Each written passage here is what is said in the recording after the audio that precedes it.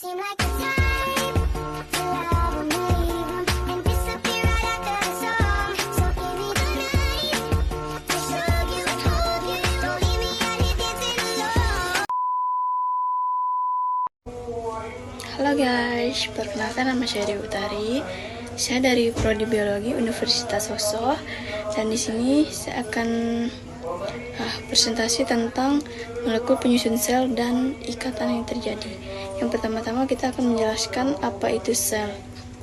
Sel adalah unit dasar kehidupan yang tersusun dari berbagai molekul penting dan molekul penyusun sel meliputi air, protein, lipid, karbohidrat, dan asam nukleat.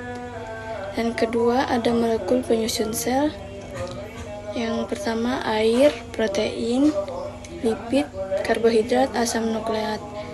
Nah, air fungsi utamanya yaitu sebagai pelarut media reaksi biokimia, dan protein fungsi utamanya struktur enzim transport regulasi. Yang ketiga ada lipid. Lipid fungsinya komponen membran sel, cadangan energi. Karbohidrat fungsinya sumber energi, pengenal sel, komponen dinding sel. Dan yang keempat ada asam nukleat. Asam nukleat sebagai penyimpan dan transfer informasi genetik. Dan di sini saya akan membahas tentang ikatan dan interaksi yang terjadi. Yang pertama ada ikatan kovalen. Ikatan kuat yang terbentuk saat dua atom berbagi pasangan elektron. Contohnya ikatan peptida dalam protein, ikatan glikosidik dalam karbohidrat, dan ikatan fosfodiester dalam DNA atau RNA. Yang ketiga ada ikatan hidrogen.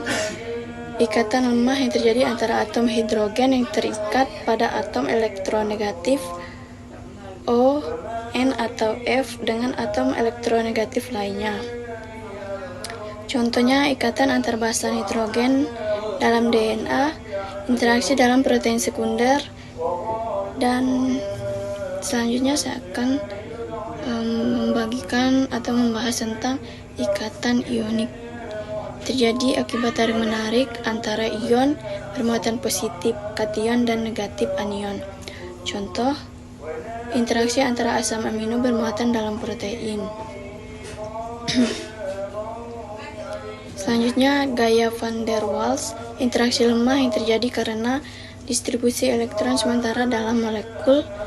Contoh, lipid dalam membran sel yang berinteraksi membentuk lapisan ganda fosfolipid. Dan yang selanjutnya ada interaksi hidrofobik, terjadi ketika molekul nonpolar seperti lipid menghindari air dan berkelompok bersama. Contohnya, pembentukan membran sel dari fosfolipid yang memiliki kepala hidrofilik dan ekor hidrofobik.